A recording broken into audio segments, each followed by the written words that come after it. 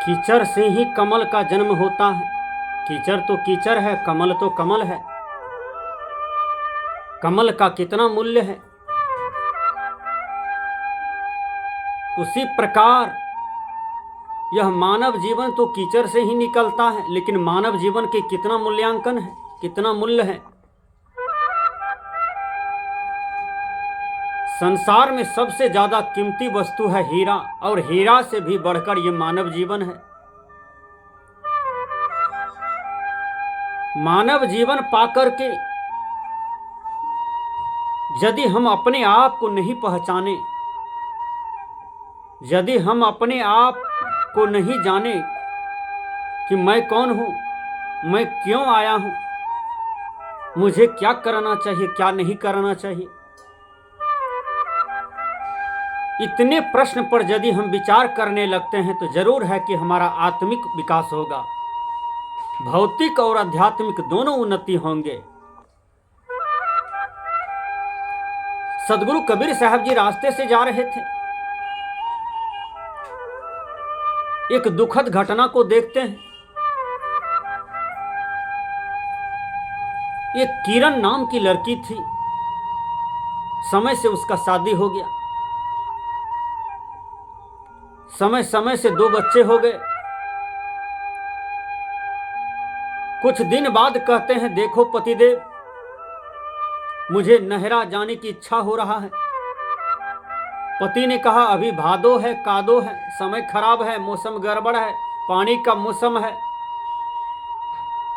जिधर हम लोग चलेंगे उधर नदी नाला पोखर ज्यादा है, इसलिए हम लोग सुखार के महीना चलेंगे। कहा नहीं नहीं, हमें जाना है। वो किरण जो थी बहुत हट्ठी लड़की थी, जिस चीज का जिद रखती थी तो उसे सफल करने का प्रयास करती थी। वह गलत क्यों नहीं हो, गलत का भी जिद धर ले तो उन्हें भी सफल करने का प्रयास करती थी, और अच्छा का भी यदि जिद धर ले तो वह उसको भी सफल करने की प्रयास करती थी। जिद बहुत खराब चीज होता है। अपने जीवन में कभी भी किसी भी प्रकार का जिद नहीं रखना। यदि कोई बड़े आदमी, कोई अनुभवी, कोई विद्वान, कोई शिक्षित, कोई बुजुर्ग यदि हितकर बात बतावे, हितकर मार्ग बतावे, भला का मार्ग बतावे, तो अपना जिद को छोड़ करके उस कल्याण वाली मार्ग को पकड़ लेना। इससे आप छोटे नहीं हो जाओगे, लेकिन जिद को हटा देना। दुर्योधन ने जिद रखा था अपने जीवन में, इसलिए भाई से लड़ गया, इसलिए किसी को कुछ नहीं बूझा।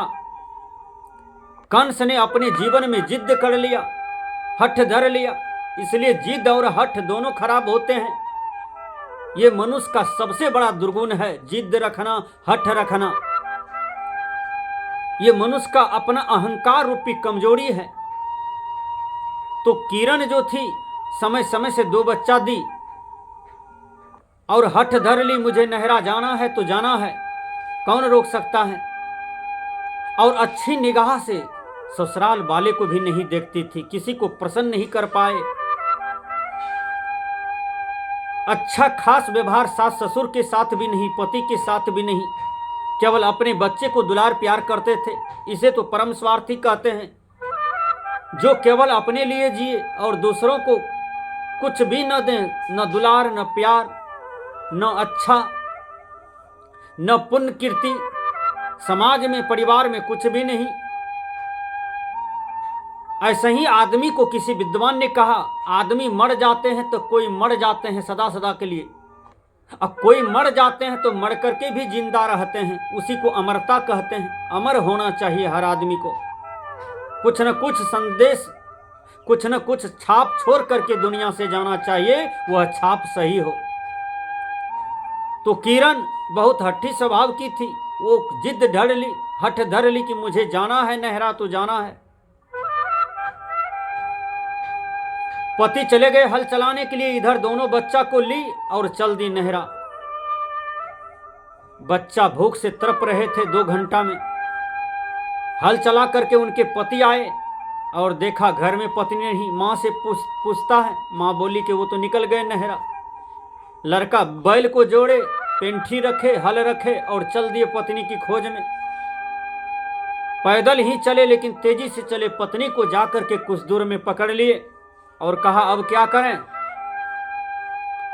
चलोगे घर कि चलोगे नहरा? तो वो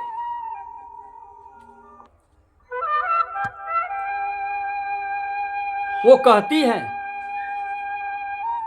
कि चलिए नहरा, हमको मिला दीजिए, हमको मिलने का ही इच्छा है, सबसे मिलने जुलने की इच्छा है। कहा, तुम बहुत हठीली हो, तुम बात को नहीं बुझती हो, न तो मानती हो, अब विचार कीजिए।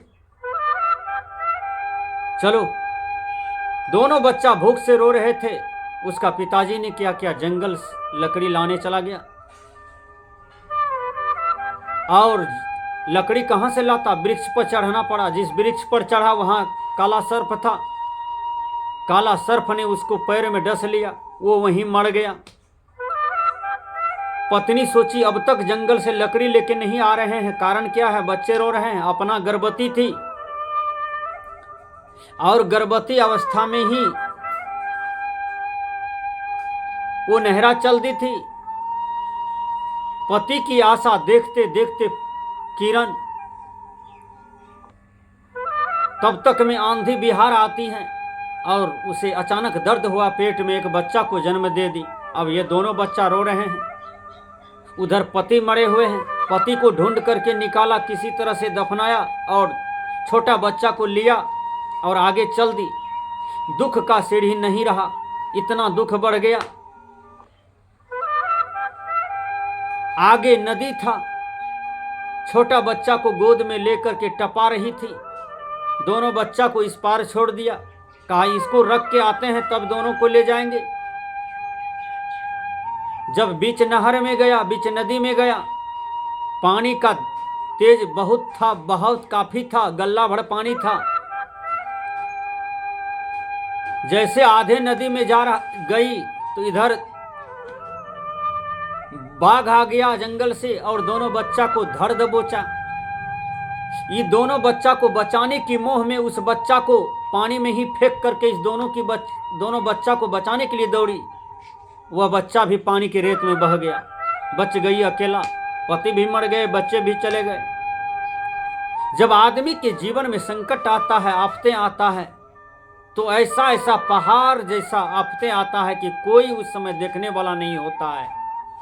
केवल वहां अपना ही विवेक काम देता है, अपना ही सद्ज्ञान काम देता है। इसलिए दुनिया में सबसे ज्यादा महत्व है विवेक का, सबसे ज्यादा प्रधानता है सद्बुद्धि का, ज्ञान का। उसको हमेशा अपने पास रखना चाहिए, उसे हमेशा अर्जित रखना चाहिए। जो सब समय काम देता है विवेक और सद्ज्ञान। पटचारा अकेली जाती है नहरा और वहां दुखनामा सुनाया। किसी ने नहीं ठीक से सुना, मनमुटाव रहा। पटचारा पागल हो गई, बच्चे के वियोग में, पति के वियोग में पगली होकर के जहां तहां बौख रही थी, भटक रही थी। एक महात्मा का दर्शन हुआ। महात्मा ने कहा, क्यों पागल हो? कहा, मेरे पति मर गए, बच्चे मर गए, सब छूट गए, कोई नहीं है, मैं अकेली हूं। कहा, कहाँ नहीं मारा? कौन नहीं मारा? कितने मरा? यहाँ सब मर जाते हैं, तुम उसके मोह में पागल हो? अरे पगली, जिसके यहाँ कोई नहीं मरी है उसके यहाँ से तुम एक मुट्ठी गेहूं लाओ। 10-20 घर गए, सबके यहाँ से यही रिजल्ट आया कि मेरे यहाँ मरे हैं, मेरे यहाँ भी मरे हैं। मेरा भतीजा मरा तो मेरा चाचा मरा, मेरा दादा मरा, मेरा रिश्ते में मर गए, मेरे मामा काका मर गए। वो 10-20 घर से यही रिजल्ट आया। वो लड़की देखते देखते उसको बैराग हो गया किरण को।